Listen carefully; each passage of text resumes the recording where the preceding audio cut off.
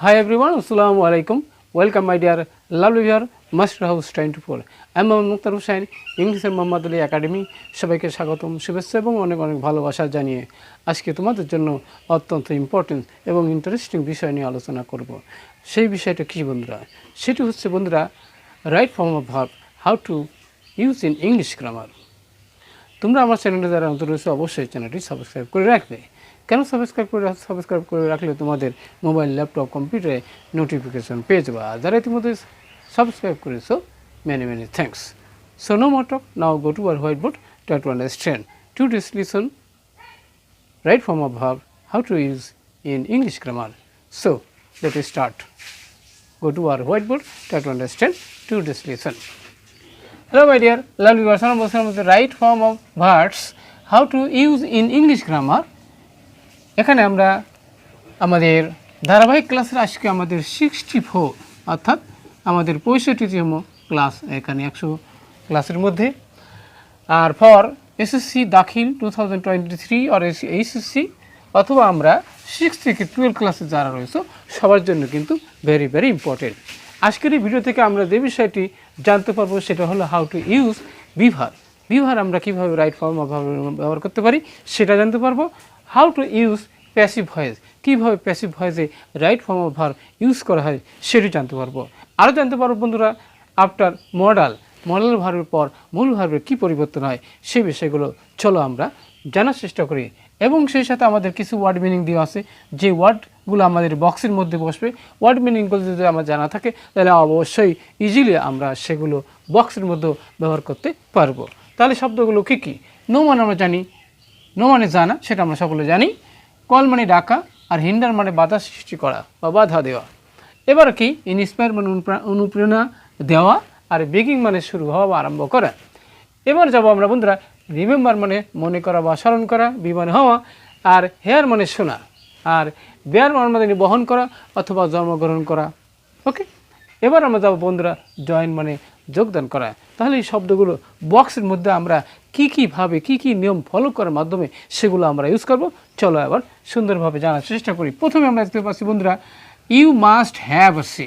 তাহলে হ্যাভের পরে আমরা জানি বন্ধুরা যে মূল ভার্বের কী হয়, মূল ভার্বের পাস্ট পার্টিসিপল হয় অবশ্যই আমরা জানি।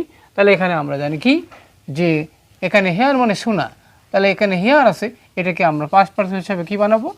Heard, HEARD, heard. Hear the name of Kazi Nazrul Islam. তাহলে তোমরা অবশ্যই কাজী নজরুল ইসলামের নাম শুনেছো। তাহলে এখানে কি এবার he dash our national poet, তাহলে আমাদের জাতীয় কবি। তাহলে এখানে বি মানে আমরা জানি হওয়া, তাহলে হি ইজ হয়, এখানে আমরা জানি কিন্তু যে হি ইজ এখানে সে হয় আমাদের জাতীয় কবি।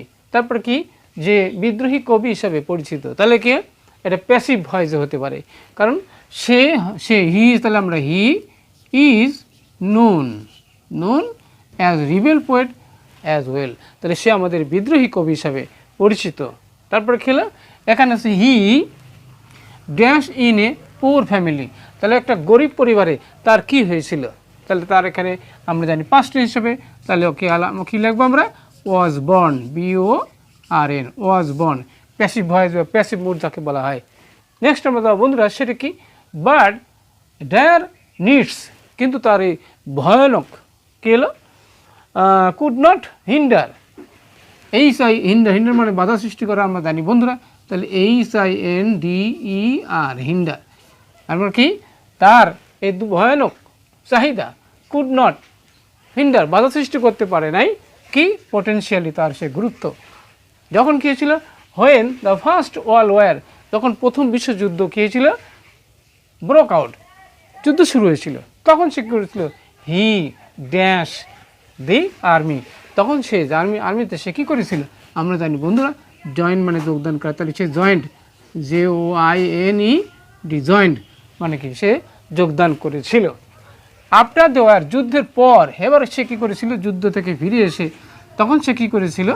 হি বিজ্ঞান মানে কি শুরু করেছিল টু রাইট পোয়েমস, সে আবার সে কবিতা লেখা শুরু করে। দেন আফটার দ্যাট, তারপরে আবার কী হলো? তারপরে কী হয়েছে? He sung and poems and song. Okay, তারপরে কী হলো? এখানে তার কবিতা জনগণকে কি করেছিল? অনুপ্রাণিত করেছিল। তাহলে INSPRIED, তাহলে কি তার সেই সময় তার কি কবিতা গান জনগণকে কি উদ্বুদ্ধ করেছিল, কি এগেনস্ট অপারেশন, অত্যাচারের বিরুদ্ধে কি যুদ্ধ করা, লড়াই করা। তারপরে আমরা কি যে he the Shelley of Bangla literature, তাহলে এখানে তাকে বলা হয় হি ইজ কল্ড, মানে কি তাকে বলা হয় passive voice, he is called the Shelley of Bangla literature, অর্থাৎ নজরুল ইসলামকে বাংলা শেলি বলা হয় বাংলা সাহিত্যে। এবার নেক্সট আমাদের we should dash him for his great deeds, তার ভালো কাজের জন্য তাকে কি করা উচিত? তাহলে অবশ্যই আমাদের তাদেরকে রিমেম্বার, মানে কি রিমেম্বার মানে স্মরণ করা,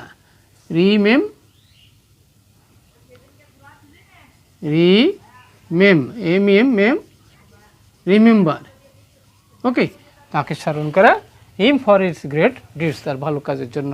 আশা করি আজকের ভিডিওটি তোমাদের অনেক অনেক ভালো লেগেছে। আর যদি ভালো লাগে অবশ্যই লাইক এবং শেয়ার করবে, আর কি বিষয়ে ভিডিও তো অবশ্যই কমেন্টস করে জানিয়ে দেবো। সবাই সুন্দর এবং সুখী জীবন কামনা করে পরবর্তীতে আমরা নতুন বিষয় নিয়ে হাজির হব। ততক্ষণ সবাই ভালো থাকো, পরীক্ষায় ভালো ফলাফল করো। ততক্ষণ আল্লাহ হাফেজ।